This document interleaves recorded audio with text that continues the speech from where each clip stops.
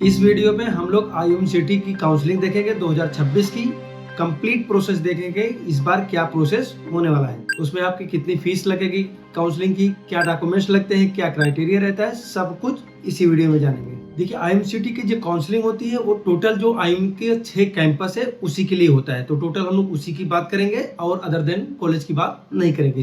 उसमें आप कोई भी कोर्स के लिए जा रहे हैं, BSc BTech या DNS के लिए, प्रोसेस सबका सेम रहने वाला है। काउंसलिंग की फीस की जाए तो 10,000 काउंसलिंग की फीस है और ये 3 राउंड में लेते हैं। मतलब एक लिस्ट लाएंगे, उसमें आपका नहीं हुआ तो दूसरी लिस्ट आएगी, दूसरे में नहीं हुआ तीसरी लिस्ट लाएंगे, अगर तीसरे में भी नहीं हुआ, सीट खाली रहेगी कॉलेज की, तो फिर स्पॉट काउंसलिंग के लिए बुलाते हैं। जो पहले आ जाता है उसको एडमिशन दे देते हैं हम लोग। और ये जो काउंसलिंग की फीस होती है ये वापस नहीं होती है 10,000।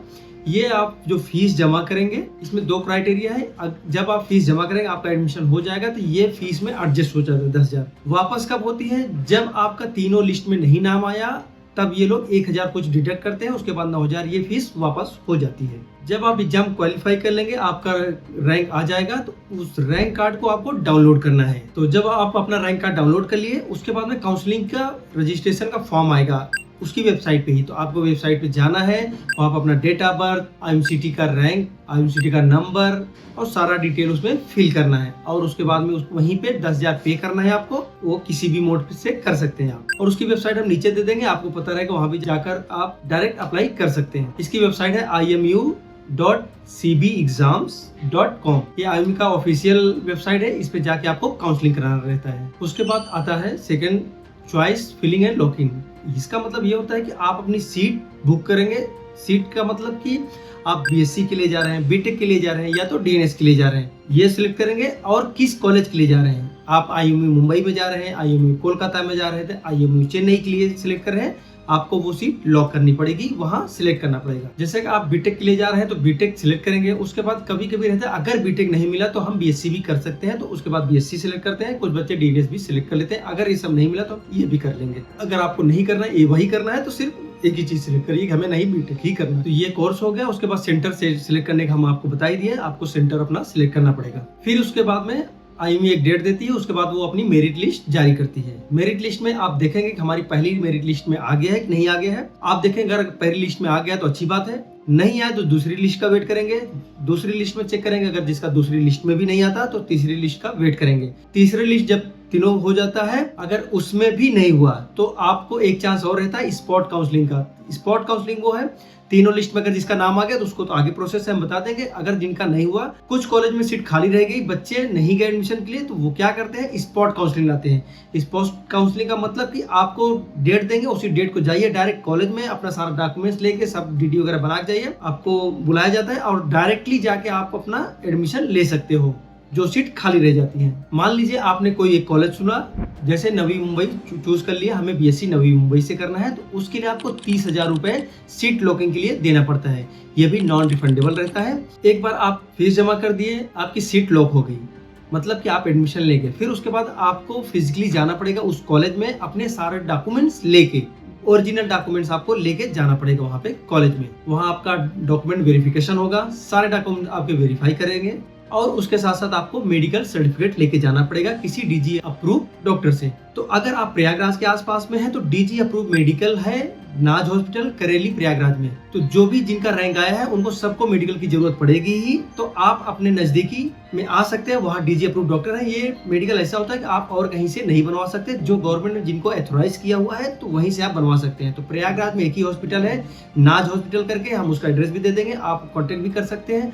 वहाँ जाइए, एक ही जगह आपका सारा टेस्ट हो जाता है और वहाँ एक्सपर्ट भी है, तो आपको कोई दिक्कत नहीं होगी। तो आप मेडिकल सर्टिफिकेट बनवा लीजिए, अगर यहाँ के आसपास है या फिर और कहीं और स्टेट के हैं तो आप वहाँ भी आप चेक कर सकते हैं कि आपके नजदीकी में कौन सा DG अप्रूव डॉक्टर है। तो DG का जो भी मिनिमम रूल रहता है उसके हिसाब से वो लोग सब टेस्ट करते हैं, उसके बाद में आपको मेडिकल बना के दे देते हैं। वो मेडिकल भी आपको एडमिशन के टाइम में लगता है। डॉक्यूमेंट्स में क्या क्या लगेंगे वो देख लेते हैं हम लोग पूरा।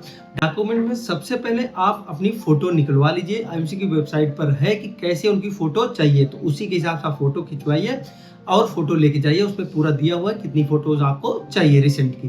तो फोटो आपके हो गया, IMU का रैंक कार्ड हो गया, 10th 12th की मार्कशीट हो गई, आपका वोटर ID कार्ड हो गया या आधार कार्ड हो गया, पासपोर्ट हो गया, जो भी है आपके पास ID वो एक चाहिए। आपकी कैटेगरी सर्टिफिकेट लगेगी, अगर SC ST OBC या तो जनरल EWS में आपने अप्लाई किया है तो उसका सर्टिफिकेट आपको लगेगा, रिसेंट पासपोर्ट साइज फोटो चाहिए आपको, और सीट अलॉटमेंट के लिए जो आपने फीस जमा किया उसकी फीस का स्लिप लगेगा। उसके बाद मेडिकल सर्टिफिकेट आपका होना जरूरी है।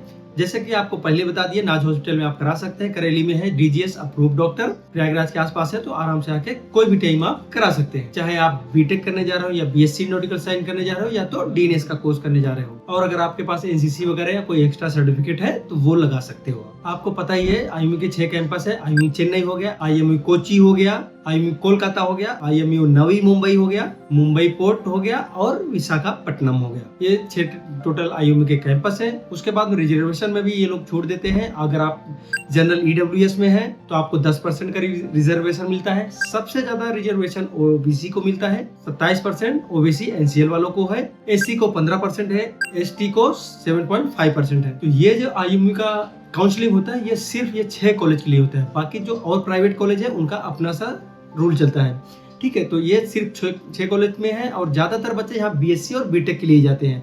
बहुत सारे बच्चे कंफ्यूज भी रहते हैं कि यहाँ अगर नहीं होगा तो हम क्या करेंगे, हमें सिर्फ गवर्नमेंट कॉलेज ही चाहिए।